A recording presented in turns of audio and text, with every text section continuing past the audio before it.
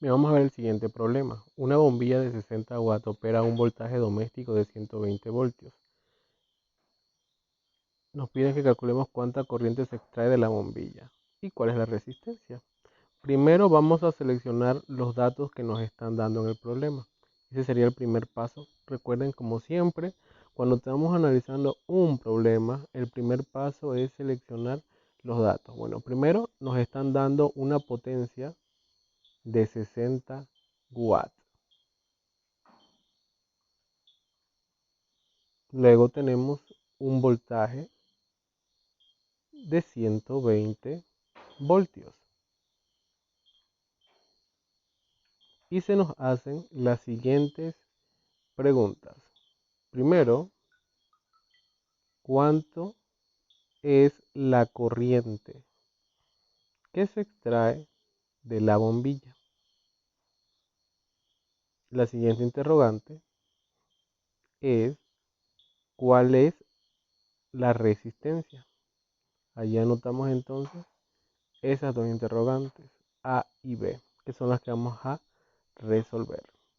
Bien, ya que tenemos nuestros datos y las incógnitas que debemos solucionar, vamos a proceder entonces a la solución del problema. Vamos a ver la fórmula que podemos utilizar de las que se le han dado en la clase de hoy. Tenemos entonces que la potencia va a ser igual a la corriente multiplicada por el voltaje.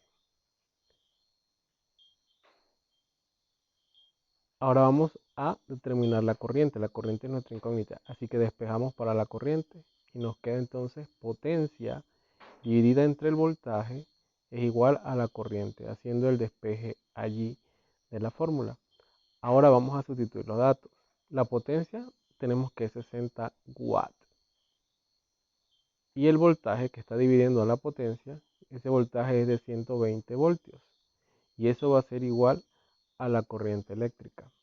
Allí entonces vamos a proceder a realizar los cálculos en la calculadora.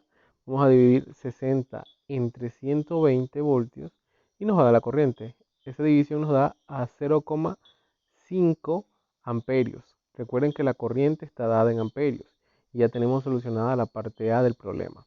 Ahora vamos entonces a solucionar o encontrar la respuesta para la parte B del problema, que es determinar la resistencia.